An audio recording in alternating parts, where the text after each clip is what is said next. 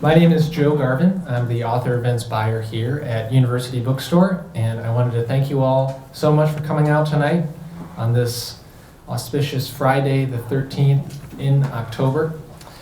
We're very excited to have Aaron Mahnke with us tonight. It's also the day, as many of you are probably already aware, that the TV version of Lore comes out. How about that?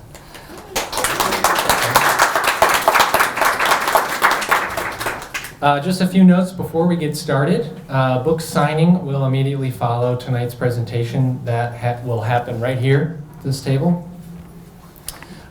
Technically, the store closes at 8 p.m. tonight, and we'll hear an announcement over the intercom about this. That won't really apply to us here. Of course, you're welcome to stay, and no one will be kicked out or locked in. And you can exit actually out to the back parking lot there.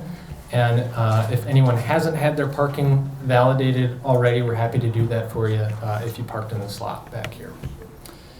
Now, on to tonight's guest. Aaron Mahnke is the creator, producer, and host of the hit podcast Lore, which was Best of iTunes 2015 and 16. Executive producer of the Lore television show on Amazon, from the producers of The Walking Dead, and author of the World of Lore book series from Penguin Random House, the Del Rey imprint. Born and raised in Illinois, Aaron now lives with his wife and children on the historic North Shore of Boston, where he writes and records full-time. The World of Lore, Monstrous Creatures just came out 3 days ago, again published by Del Rey. So with that, please join me in welcoming Aaron Mahnke.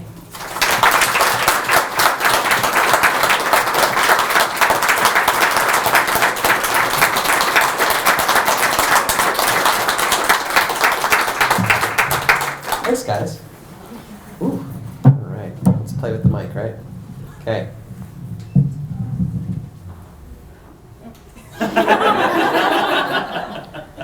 Proof of unseen entities. Yeah, I just totally screwed it up. We're just going to do that and let it, whatever. Yeah, so thank you for coming here. I know you probably should be home watching the TV show, right? But what you did before you came is you hit play, right? And you're letting Amazon log those views, and that's a good thing, right? If you go to some sort of a viewing party, we're having one when I get home from book tour, and my wife has, for some reason, invited 35 people over to our house to watch the show. I have a lot of stress about that in particular because I'm an introvert, but we're asking all of them to at least click play before they leave home. So we don't do one viewing of the show for 35 people, and they're all watching it. They might as well watch it from their home TV. So Lore is a little over 2.5 years old, which is hard for me to believe. It's cliche, time flies when you're having fun. It's been really, really fun doing this. And so 2.5 years has flown by. Does anybody here know the story of how Lore started? Have you heard it in different places? Oh, that's good. So I can tell you. Otherwise, I don't have anything to talk about. Let's go back in time to 1985. Some of you were born prior to 1985. I don't think all of you were, though. I was 10 in 1985. And it was the beginning of the school year. It was 5th grade, and my teacher sent me home that August or September with a copy of one of those Scholastic Readers Club catalogs. Do you remember those? A great gateway for book lovers. My kids bring them home now, and I think there's a chemical in the ink. That's just my working theory. The evidence there is that there are books in there that I don't know anything about, characters, IP, whatever, and I want to buy them. And I think it's the ink. So it was in 5th grade. I got sent home with one of those, and one of the books listed in this catalog was some sort of a collection. I don't remember the name of the author or the title, but it was a collection of weird and unusual tales. And I convinced my parents to buy the book for me. And I fell in love. The stories inside, they were this weird mix of supposedly true, but also how in the world could they be true tales. And I became enamored with this idea that you could tell stories that were, a little rooted in reality, but also a little weird. And it's never let go, obviously, since you guys get to enjoy the outcome of all that right now. About a month later, October started in 5th grade, and my teacher wanted us to work on our cursive. She called it chicken scratch, because we didn't have good cursive. And so she said, I want you all to just go handwrite a short story. It's October, so make it a spooky story. And that was the first time, having been inspired by this collection of weird and unusual tales, that I actually sat down and wrote a scary story, what I thought was a scary story. The tale, if you want to know, I still remember it because it was the first, right? I wrote about a family who went to the local pumpkin patch for Halloween to get their pumpkin and bring it home, do what you always do, right? Cut the top and scoop this stuff out. When they put their hands in to scoop things out, though, they found human bones inside. and it's a story. It's not real. It's okay. And the punchline was that that pumpkin patch had been grown on top of an abandoned, forgotten cemetery, and all the bones were coming up inside the pumpkins. Not bad for 10 years old. Not good either, but it was a start, right? And I wrote every moment since then. Sometime later that year, maybe it was right as the school year was ending in 86, I remember getting into my parents' conversion van, the big ones with the mini blinds in the back. I learned to drive in a van like that. It was rough. And I remember, so I grew up in Illinois. Everything's far away from each other in Illinois. All the towns are half an hour apart. It's straight north, south, east, west roads. Lots of corn.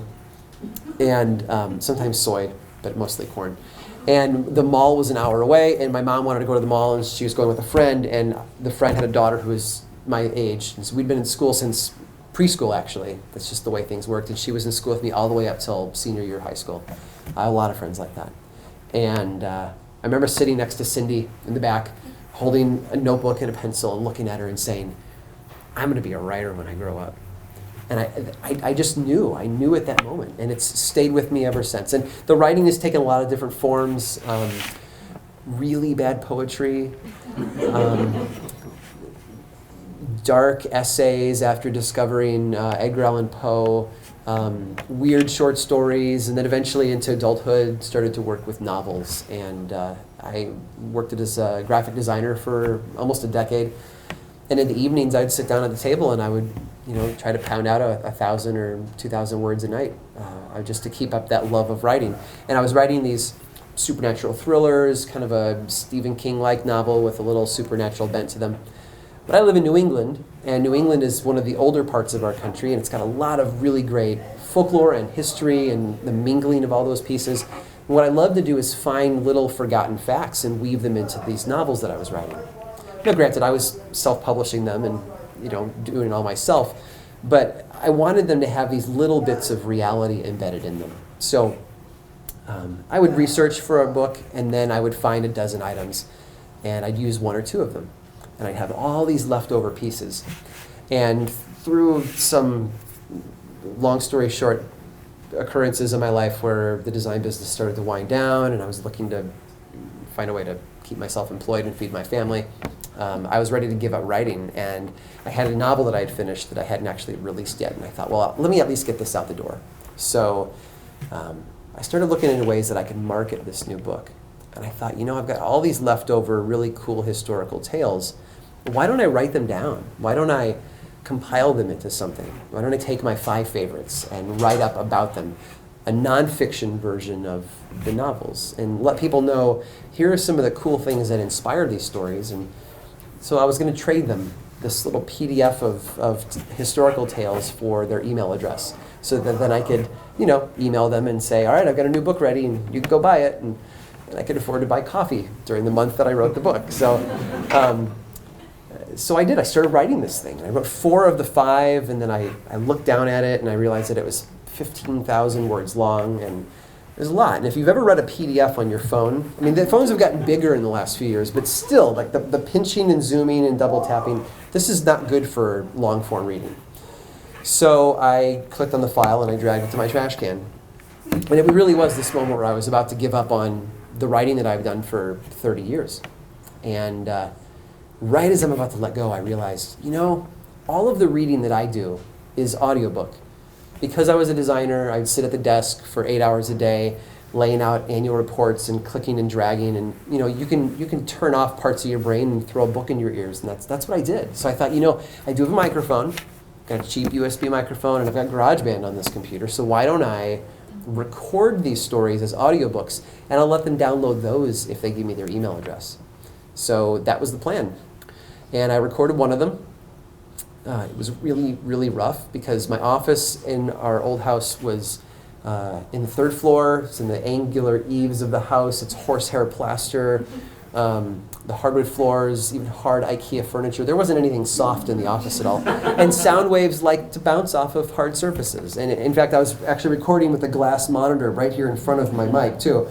So it was all set against me from the start. So put a little bit of music underneath it to help get rid of some of the ring that came through. And I didn't know anything about audio editing at the time. And you take a bad photo and put it on Instagram and you put a filter on it and it looks pretty good. That's what I did with music.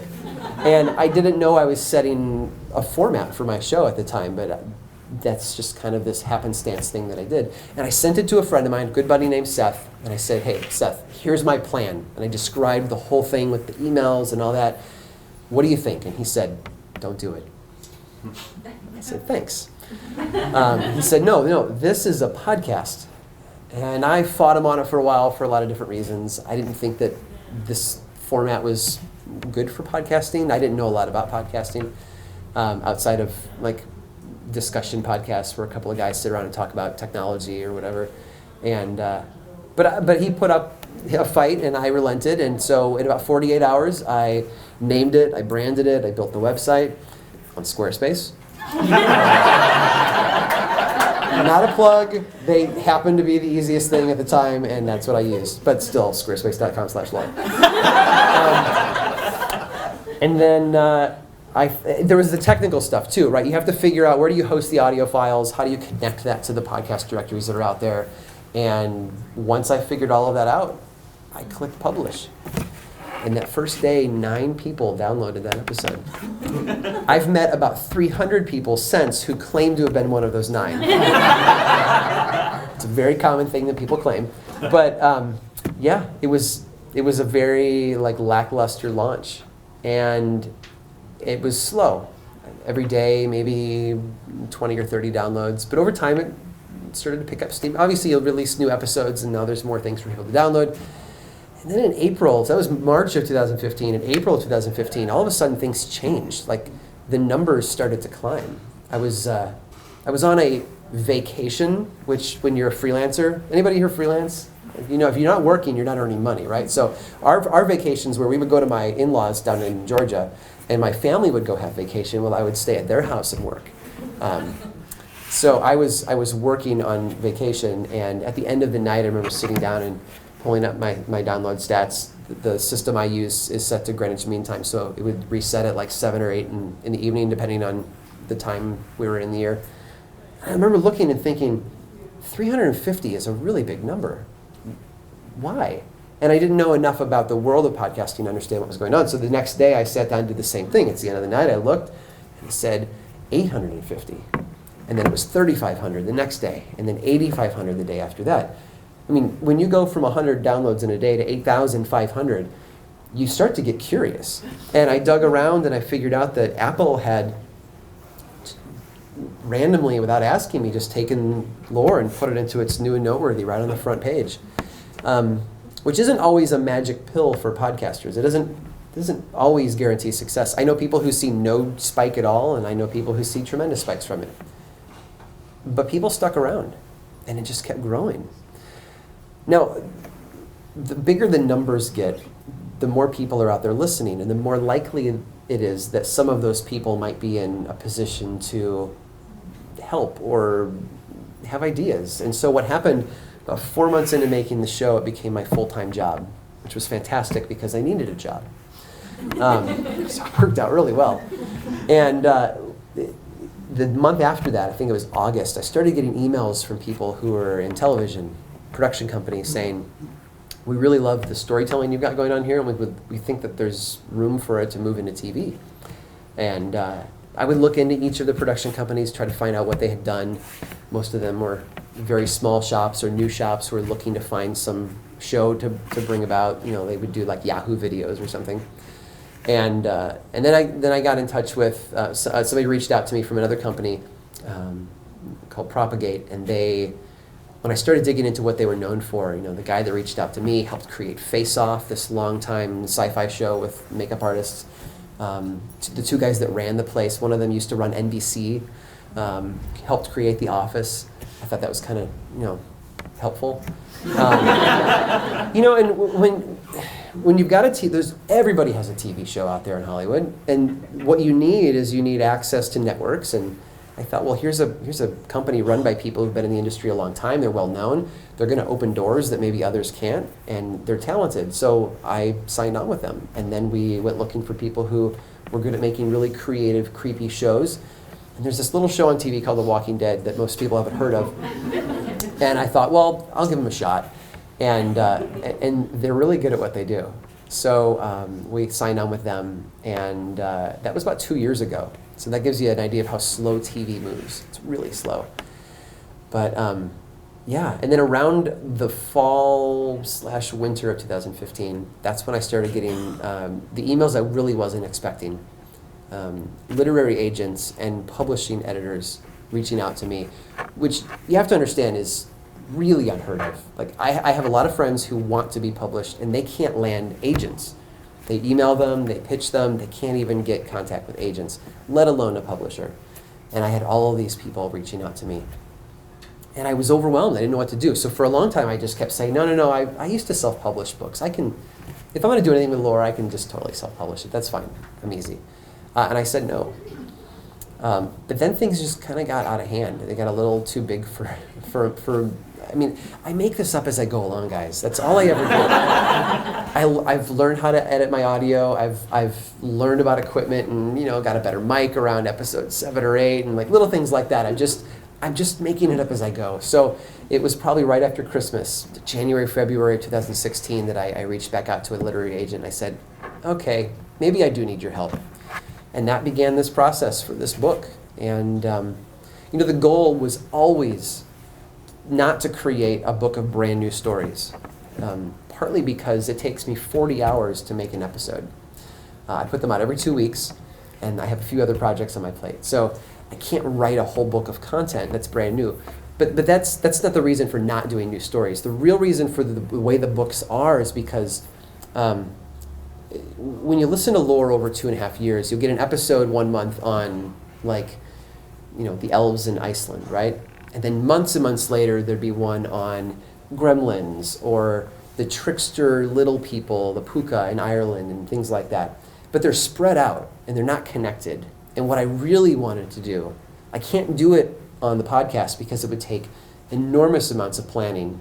I want to bring them together so that they're sequential, right? And so the book was this place where I knew I could sit down and say, let's just do a book about creatures, about things, right? The weird things in our world, and then group all of the like stories together.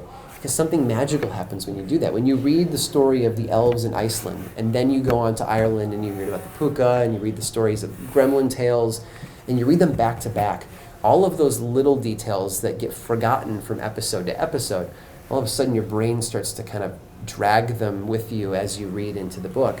And the folklore goes deeper and becomes richer. And I like context. I've always liked context. And putting them together helps the context be more powerful. So that's kind of how the books came about. This one is obviously I usually tell people, look, it's the definition of a noun, right? It's people, places, and things. You're holding things, and then in a few months, the people come out, wicked mortals, and then the places, which is called Dreadful Places. Sorry, that's not the most creative, but it's people, places, and things. It's the stories that are all related to each other, and they're connected by a theme, and organized in a way that helps them become more alive because they're partnered up with the tales around them. And I have added new material into each of these stories that accent and highlight the other tales and bring more life to them. So it's been a really fun process, very interesting. I have a really unique publishing contract where because of my design background, I'm kind of control freak when it comes to the brand of lore. So all the design decisions had to be approved by me, not just run by me, which was really cool. I think it made my editors a little afraid at the beginning. I only got Photoshop out once, and that was to help design the end papers, which those front and back red pages, I love them. I want to wallpaper a closet in my house with those. They're great. And the artist is absolutely amazing. M.S. Corley, he's like a modern day Edward Gorey. And you have the audio program and the TV show, if you've seen it, you've got music in the background, right? There's sound to set the mood and the atmosphere. With a book, there's nothing. And even the audiobook, they don't license music to cover the entire length of a 9-hour audiobook. It's just not how audiobooks are done. So you open up a book and there's nothing to set the mood. And so I really wanted to find an artist who kind of did it with line art, right? Like that's the music of the book version, and he did such a great job.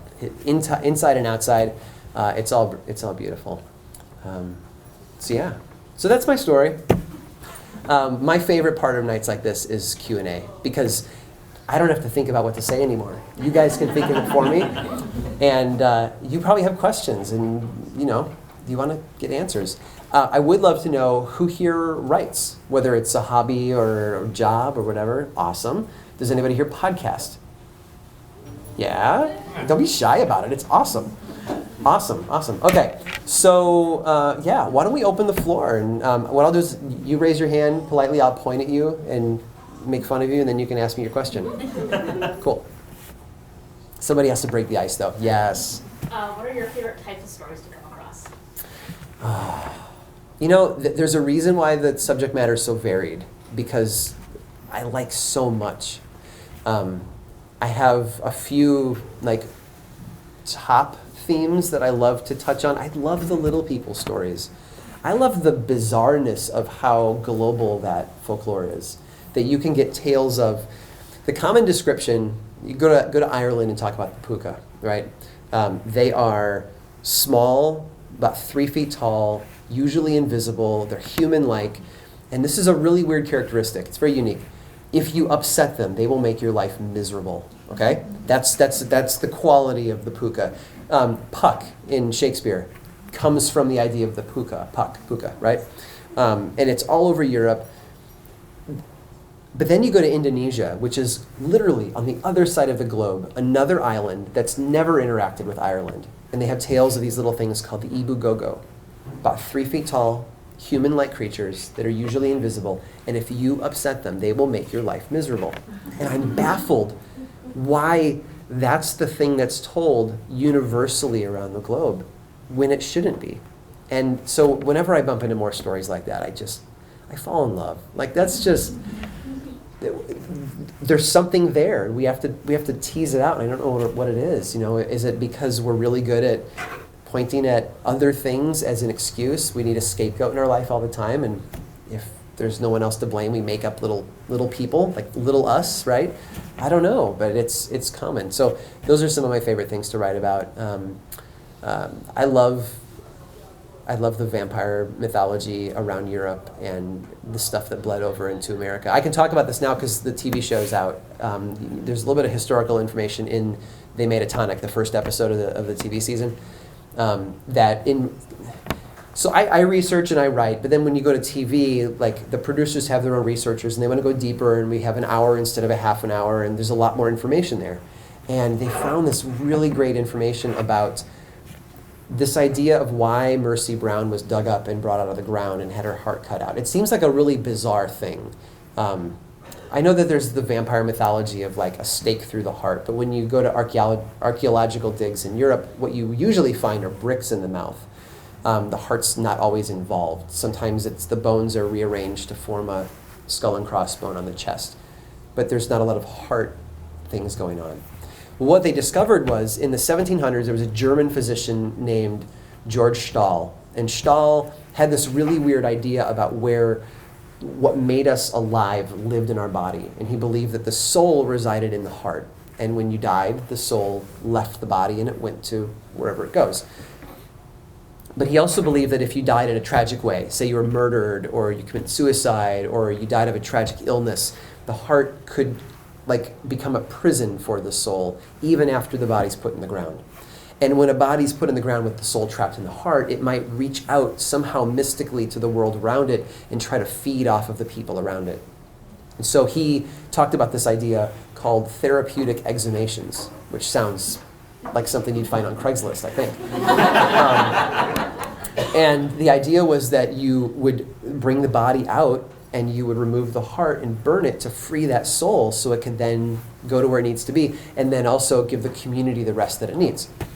Well, he passed that information on to other German physicians, and so when America erupted in the Revolutionary War, remember the British hired Hessian mercenaries, German mercenaries, to come over, and they brought their own doctors with them. And when the war was over, the doctors stayed around, and they traveled throughout New England helping villages with medical needs. And sometimes they would come upon a village like Exeter, Rhode Island, and they would pass along this knowledge of therapeutic exhumations, which is why all over New England and Vermont, New Hampshire, Maine, Connecticut, Rhode Island, Massachusetts, all these places, they had episodes of this. Mercy Brown wasn't the first. 100 years before her, near Exeter was a woman named Sarah Tillinghast, and it was another of the same kind of episodes. Sarah's story is in this book as well. A little bit of a different style of story for that one. I tell it more from a personal perspective. So but, why the brick then in the mouth? I haven't figured that part out yet. Our ideas of the American vampire, I think, they branched off from the European ideas centuries ago.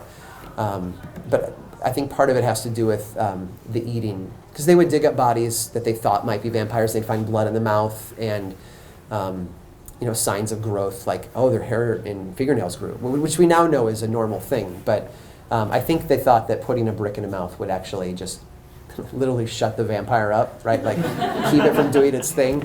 But it's a common thing to find in graves. So that's another one of those stories that I just love bumping into. Yes? What does your research process look like? A lot of coffee and crying. This is funny. So it's not funny. It's actually painful. I get these headaches when I'm researching an episode. I call them research headaches or outline headaches. And it happens every single time. Because what I do is I have a topic. I have a research assistant, and I give her the general idea and say, here's the direction I might want to go with this. And she digs deep into finding me all the source material that I can read, and usually outlines. If it's like a series of events, she'll outline the events, or if it's a person, outline the bio, and then passes that on to me. And that's where I begin my process. I soak all that in, and then I go read all the source material. And my head starts to hurt because I've crammed all of that in there like a brick in the mouth, right? Yeah. And I get these headaches, and then I'm able to sit down and outline the narrative of the story, and try to stay within the structure I have for the show. There's no reason why it's 25 minutes long, give or take. Just that's kind of the length of time I like in a podcast. I don't like them to be too long, so I've always just decided to make the show what I want it to be. The research process is different from topic to topic, too. Sometimes I do a lot of digging around for newspaper clippings. Sometimes it's medical journals, and other times it's just books that have been written about a topic or a person. Black Stockings, about the burning of Bridget Cleary. A lot of the information came out of a book called The Burning of Bridget Cleary by a woman named Angela Burke, I think. It's a fantastic book if you ever want to dig it up. Just go on Amazon and type in, or go into maybe they have a computer here you can search here. It's popular enough that it might be in the store, but it's got photographs of characters in the story, of Bridget Cleary and her husband Michael, but also the in-laws and the cousins and all these people who are involved in trial documents. It's really neat stuff that it's good to have in a book, but I'm writing a narrative, right? I'm trying to take people from point A to point B, and sometimes I don't want to include all those details. So every episode's a little different, but it's fun. Yes? Have you ever had any snippets that you felt were too short to put into a full episode, but that you were really interested in and wanted to pursue further? A lot of those wind up in the book.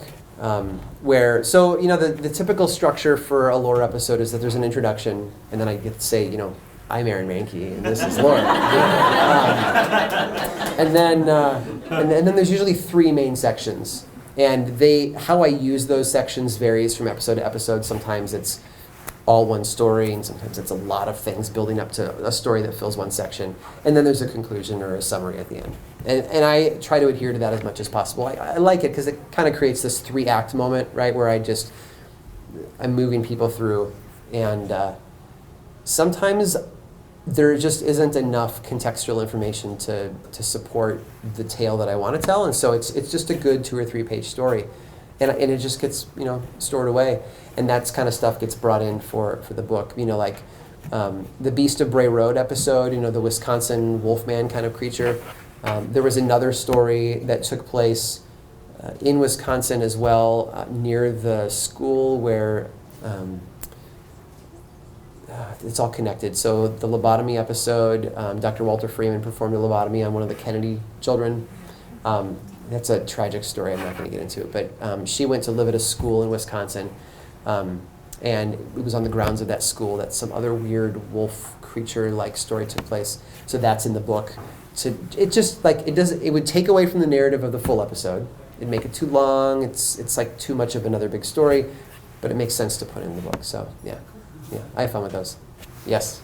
So one of your episodes, I remember it was about a man from up north who was a mason, and he built this very tomb area. Have you ever been there? Have you ever been to an area where you felt almost like a supernatural sort of feeling? I've never been to. You're talking about the Afterglow Vista, the Macmillan Mausoleum, which is on Vancouver Island, actually. I want to. It's one of the few places that I've said I want to go there. A lot of the places just don't exist anymore. You free? I mean, they close in 26 minutes. So it's creepy at night though, and it's dark out, and I don't like scary things. So I don't. I don't get to travel a lot for research, but also I'm more interested in the story than I am in standing in the place. And a lot of the places just don't exist anymore, so that makes it difficult. I'm not going to go stand in the Hoosick Tunnel. You can't pay me to do that. So there's that. But the beauty is, if I do need to see something, if I need to look around it and I understand its physical and geographical context, Google Street View is a really good tool. And I mean that in all seriousness. If you're a writer and you want to describe a building in another city and you don't want to travel there or you can't, you can stand on the street in Google Street View and you can pan it and say, oh, well, that's the building to the left and that's the building to the right, and the road is actually cobblestone. I didn't know that. And you can build more realism into your story by virtually standing on the street. And so I do that sometimes with the stories, just to wrap my head around the context of it all. Yes? I already powered through 3 of the episodes on Amazon this morning. Fantastic. I Thank just you. wonder, there's only 6. Are we going to get a second season soon? I was told we'll find out by the end of the month. Oh, cool. Yeah. Great. I mean, they're going to watch how often it's viewed, right? Which is why I joke about you guys clicking play before you come here. But seriously, the more it's watched, the more likely they're going to do it. They'll watch things like reviews, Amazon.com/lore. You can go there on the web. I don't think you can do it on the TV apps and stuff, but if you go to the web page itself, people leave reviews. And that stuff is important too. And they want to see how many people come in and subscribe to Prime for the first time because of the show. Little things like that. I mean, Netflix, Hulu, Amazon, it's a new way of running TV, and it has a ton of benefits. And one of the return on investments that they always look for is this increasing our subscriber base, right? So I hope so. And I hope it's more episodes too. So TV there's 2 different worlds in TV. I don't know if you knew this. There's scripted, which is like a drama, like CSI or something on TV, where everything is filmed and everything is actors. And then there's unscripted, which would be like go to the Discovery Channel or Nat Geo and you watch people out in the wilderness of Alaska, shooting bears. That's all unscripted. Even though there are parts that get scripted, it's still unscripted. So lore could either have been taken to a scripted department in a TV pitch and compete with American Gods and all of these huge, enormous projects that were pure drama and get drowned out. Or we could have taken lore to unscripted departments where all they had to compete with were, Ron Howard's Mars, that's a big one, but, Alaskan wilderness hunting people. And lore had a bigger chance of shining in a moment like that. And I'm going to make that show. That's my next show. Hunting people, or That's the mystery, right? Are they hunting people or are they hunting people? It's all in the intonation. I know, right? Get on Prime. Squarespace.com. So we right from the start presented lore as an unscripted show. I'm explaining all that to say that there's a different budget too. When you do a scripted show, they throw a lot. X-Files gets $8 million an episode to film, right? Unscripted shows don't get that much. They get a fraction of that. And so we had this season budget, and we had to think, okay, here's the pie. How many pieces do we cut it into? And if we cut it into fewer pieces, the pieces are bigger, and so there's more funds to pay big-name actors like Robert Patrick and Holland Roland and all of them to come in and do great performances. So that's the way we went with it. So the hope is that next season, if we get another season, that it's 10 or 12 episodes. It'd be fun. It really would. And exhausting. Yes? You visit all these cool locations and areas and regions in your podcast. Is there any location or area that you find yourself drawn back to all the time? New England. And I get asked a lot, like, why do you talk about New England so much? And it mostly has to do with how deeply rich the stories and history are there. It is one of the oldest parts of our country. And it's this entry point where people coming over from Europe came and they mingled with the people that lived here already, the Native Americans up in that area, it's Wampanoag tribe and things like that. And it just created this really great mix of folklore that's deep, and it's had a long time to marinate, if you will. And New England also just has a little bit of a creepy feel to it. In some ways it's a lot like Seattle, where it's a little more drizzly and dark and a little cooler, and it feels like Halloween all the time, especially in the fall. So I like to go back there. There's just a lot of stories there. I grew up in Illinois. My town was founded in 1886, so it's not very old. But the town next to me was founded in 1641. So there's a lot more history there, a lot more opportunity for stories, and that's why it's easy to jump back into New England, because they're still there. The beauty of that, though, too, is that you can find a story in New England, and because it's this landing point for so many cultures, you have the story there, but the context can be from so many other places. They can be Native American context. It can be English or French or German, and it's nice. So it's a great place to start. Yep.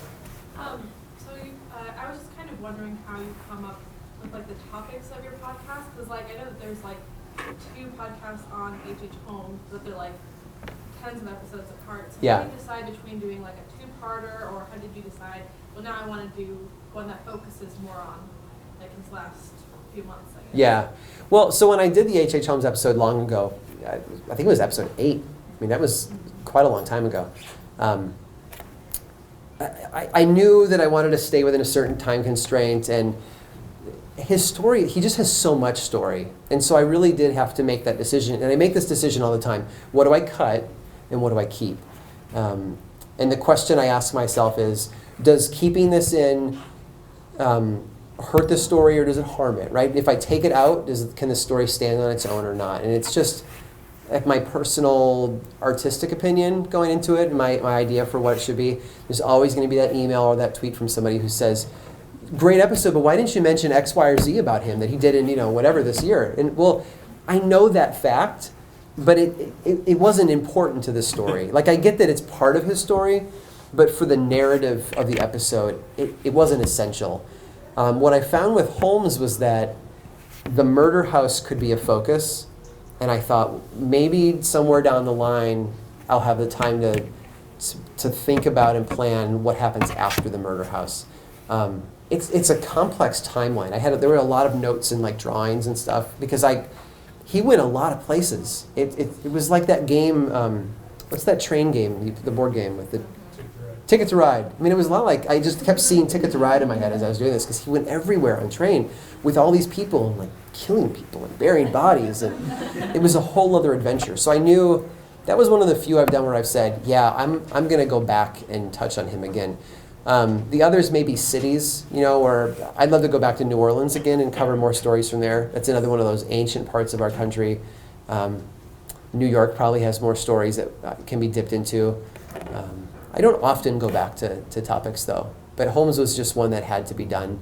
And then as I'm writing it, literally as I'm writing it, the news comes out that his great-grandchildren are exhuming his body to do a DNA test to find out if he really is in the grave or not, which the results were positive. It is him. They said his mustache was still intact. Yeah, it was a nice mustache. Have you seen it? It's still gross, but it's a nice mustache. It's probably still growing, yeah.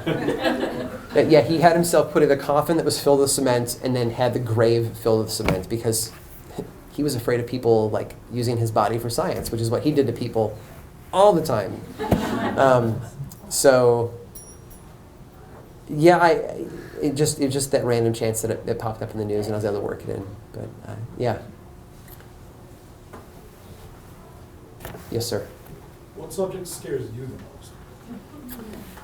Well, I have this benefit of tackling a lot of these really clinically, where I'm trying to pull out timelines and outline things. It's very sterile, 30,000 foot level stuff. So I don't often get freaked out by like creepy things or gory things in the episodes, because it's more like a clinical dissection in a sense. The stuff that really bothers me are what's that? Kind of creepy. Yeah, clinical dissection. Yeah. The stuff that really bothers me are the human tales. Like episode 70, Matthew Hopkins, the Witchfinder General.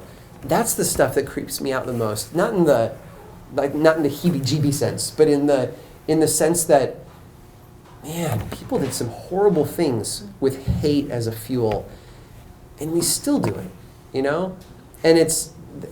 And that's not a political statement, right? That's apolitical. You can be left or right, it doesn't matter. People still do a lot of weird things with their hate. And that's a theme that's popped up a lot through all these episodes that I've done, where there's the other and how we treat the other. And those are the ones that really get under my skin the most.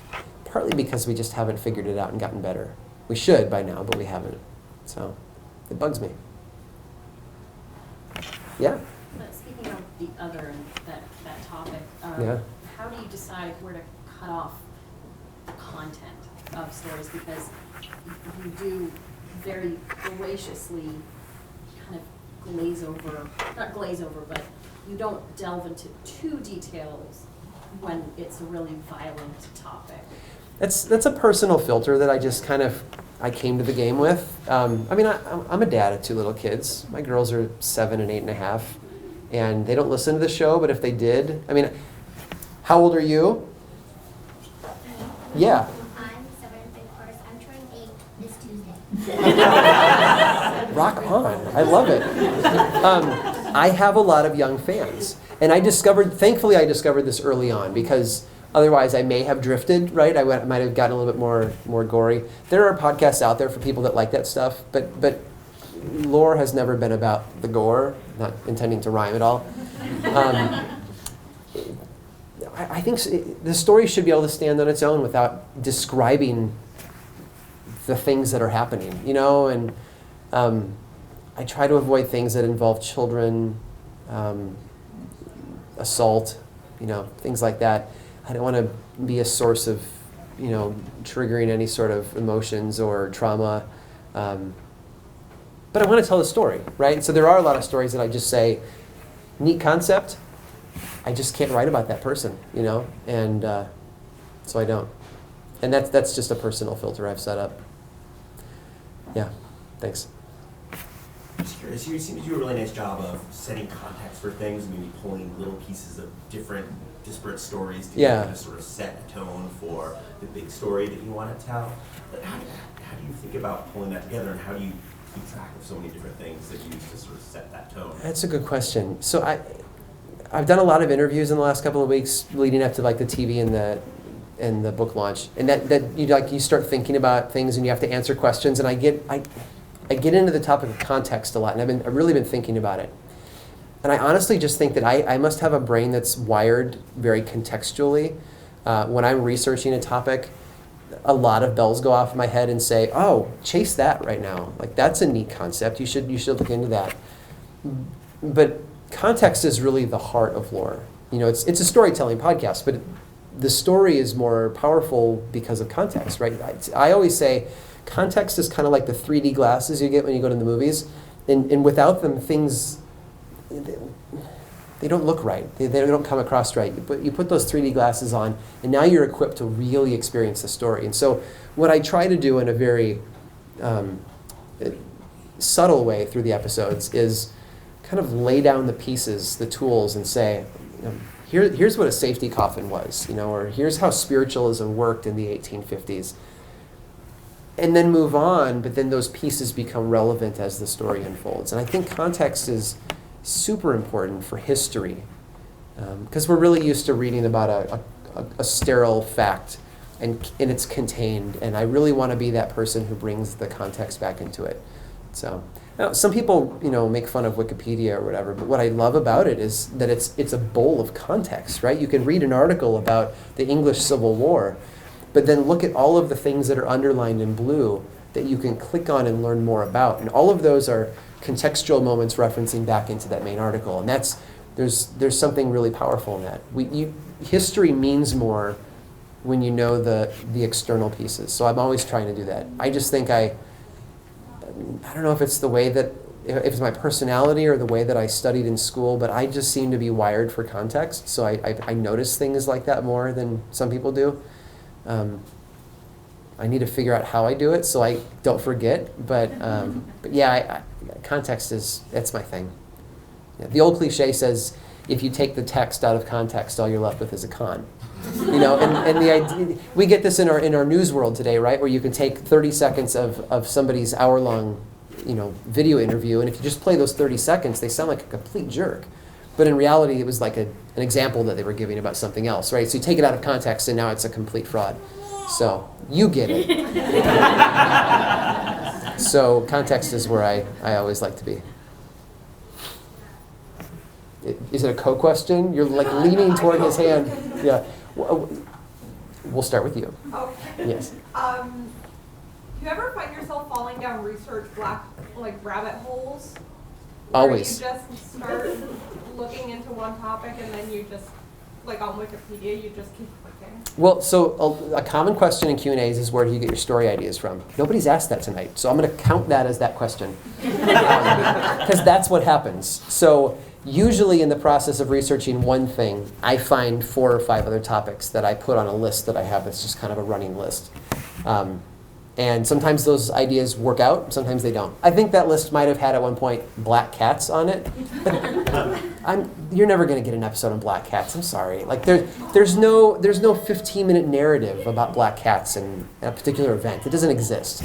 But it's a cool folklore nugget, right? And it weaves into other things. So it'll make its way into a story somewhere. You're just not going to get a whole episode on black cats because it's not possible. But all the time I'm bumping into things, those rabbit trails.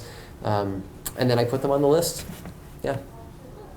Yes? So I guess our questions were related after all. Go for it. What do you find is the best medium for your sources? It's always different. Yeah, it always depends on the topic. The one about the giant bird-like creatures recently, Wide Open, it was a lot of newspaper articles that I dipped into for that. It all depends on the era and the location, the culture of the day, that kind of thing.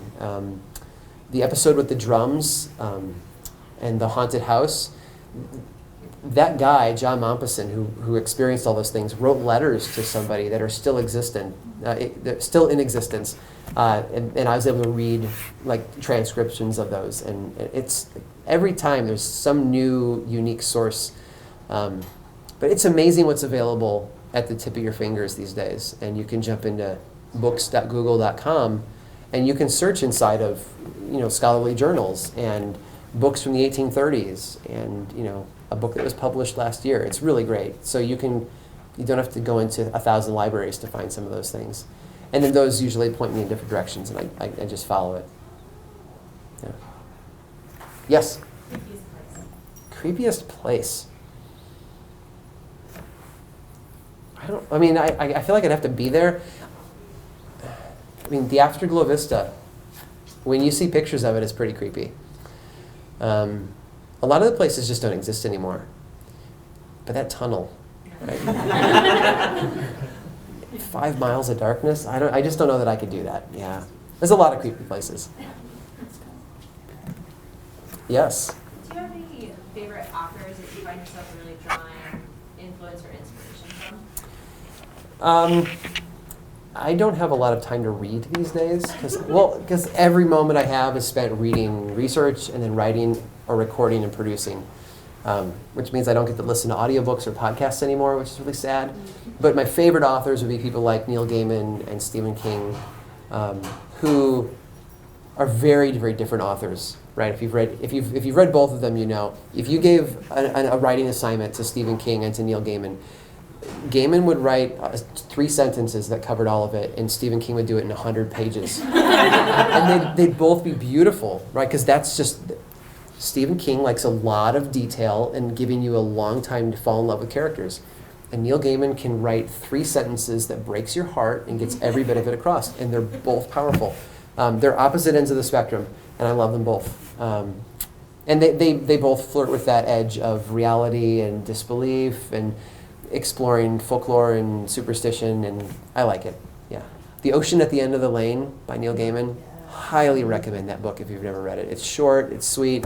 The audiobook is him reading it in his beautiful English accent, and it's this mixture of childhood memories and folklore and magic, and it's so good. Man. Yeah. Yes? If you had unlimited time and money, is there a dream project that you would like to do? Catch up on Netflix. but outside of that, you're thinking creative work. I'm doing it. I honestly am. I'm really grateful I get to do what I do for a living. I mean, you guys make it happen. I don't know how to say it another way. I'm just super, super grateful. This is what I wanted to do since I was 10. I'm 42. The secret to the universe, by the way, 42. and yeah, I get to do it. It's pretty amazing. So I'm enjoying every bit of it. Yes? So your favorite horror or sci-fi movies growing up? So I'm not a horror fan. I know you guys laugh at this. I'm not a horror fan. And Lore was never intended to be a horror podcast, right?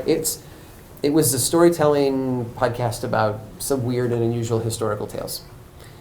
The creepiest I get, I love The Village by M. Night Shyamalan. And this is how much we love it in my family. Every year in October or November, when it's cold and crisp out and the leaves have changed, we have a village viewing party.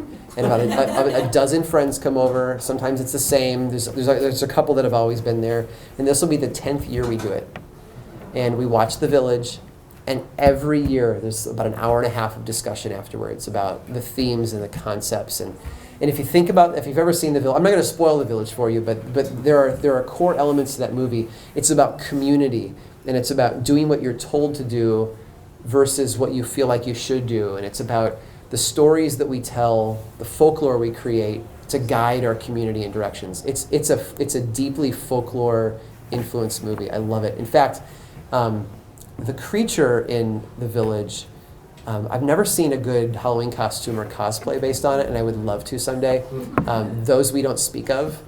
But so you have to understand, Shyamalan is from Philly, and he always films these movies in Pennsylvania. And the Native American legends of the Pukwudgie, remember episode 3 in the woods, that little creature, Iwachu? The Pukwudgie are sometimes described as having porcupine-like quills on their backs. Okay, but they're small little things. But that's a legend that spreads all over the Northeast, including Pennsylvania. And when you see the imagery of the creature in the movie and you hear stories of the Pukwudgie, even though they're different in size and the creature in the movie is wearing like the red thing, it's almost like Shyamalan knew the stories of the Pukwudgie and wove them in. It's very, very cool. It's my favorite scary movie. Yeah. So, in fact, when we pitched lore to television networks, we said, so I want you to imagine The Village, chopped up with some documentary elements brought in and my voice narrating stuff, which is essentially what you get. So, yeah. Yes? So you like horror, you can like all the things you learn about, like you do like ghosts and stuff. I try to go in with a very open mind. Because if I went in with believing or disbelieving, then I would write my story as if I believed or didn't believe it. And that's really not fair to the stories. So I just want to tell them as they are without really making a decision and then leave that up to the people who listen. They can decide if it's true or not. I haven't had a lot of spooky experiences in my own life, so it's hard for me to say whether I do or not. But I know for sure that people who told these stories and wrote them down really believe they happened. And I try to get that across when I write them. Cool. I think so, yeah. Yes? So I have another one. Okay. Kind of dovetailing off of her question. just Sure. now. If something paranormal, supernatural ever did happen to you, Yeah. would you include it in the podcast? Probably not. Because again, I think it comes down to that whole, like me as a narrator barging in and saying belief or disbelief, like coming down on one side of it. And I really do try to ride the fence because I want to leave that up to the listener. I get that some of these things, it's easy to say, are you kidding me? Like Robert the Doll was really holding a butcher knife at the foot of the bed. But maybe he was, right? So, and then some of them are a lot harder to disbelieve. You know, an episode like Mary Mary, where you have these weird experiences with what seems like being possessed by somebody else, and it's bizarre. I see what you think of my book. Throw it on the floor. I think we probably have time for one or two more questions. We'll be brief. Yes. So it's you, the narrator, versus you, the real person. Yeah. I remember when you did a sort of crossover with the Black Tapes podcast. It was an interview. Okay. Yeah. But it was a fictional character interviewing you. Yeah, it's Like, a little weird. That must have. I'm wondering if so. Like ostensibly, that was you, the unbiased narrator, being interviewed so long by this ago. fictional character. Yeah. I honestly don't remember. I think I treated it as an interview, and they never told me Alex's real name. I mean, I know the Black Tapes folks really well. Paul is a really good friend. They will not tell me what Alex's real name is. And they're really holding on to that drama and that farce. So yeah. And you had a question. Yeah, which do you find more enjoyable? Do you like, I think that sometimes the podcasts are really good at like answering questions about like the truth behind the fiction, and some are like unanswerable questions. Yeah. That we, can't possibly know. What do you think is more like? Do you have a preference over one, like that you find more satisfying to write about? I think the human brain likes answers. But I also think if you ask the human brain kind of secretly on the sly, it would also admit that it likes mystery. So I'm okay with some of the episodes ending really defined and solved, and some of them ending really wide open, you know? I think it's okay to ask questions. We live in a really explored and advanced age of modern medicine and technology and things like that. Like we've chased away a lot of the shadows in our world, and we think we know everything. There's this concept in design called white space, where you use emptiness on the page to draw the eye to a particular element. And I think that mystery and questions kind of serve as the white space in our lives. And it helps us feel more confident about the things we really do know. And we've chased so much of those mysteries away. And I think our brains crave those things. Why are people suffering through anxiety more often than they used to be? Why do we feel more lonely than we used to? Why is depression on the rise? You know, I'm not going to say folklore is the answer for everything, but I do think that having mystery in your life, having the willingness to say, I just don't know, right? That I can't solve this, and that's okay. I think that that's an important thing for us as people. It makes us healthier. So I sometimes just play with that. Like, we don't know. Yes? What do you think are the new lore stories from our generation? People are going to be talking about. Yeah, it's a hard one to answer because a lot of folklore depends on cultural roots, and more cultures are being so spread out and intermingled that we don't have a lot of that family generational passing it down thing happening. What you see now more is like the tales created on social media and the internet, like Slender Man and things like that. They're not. I mean, that's not folklore. That's urban legend. It's a new tale created in our lifetime, just to be creepy. It's not doing what folklore does, which is to teach or to warn or anything like that. So have you ever gone down the path of something, thinking it was folklore and found out it was fake lore? Oh, absolutely. Yeah, there's been 2 or 3 topics where I've spent too much time only to realize, this is a hoax. There's some sleep deprivation experiment in Russia from decades ago there's a really creepy write-up on it online. Complete bunk. And I was disappointed because it's really creepy, but it happens. I think that's all we got because the store is closing and we need to sign some books. So thank you so much. Good questions, good time. I'll see you later.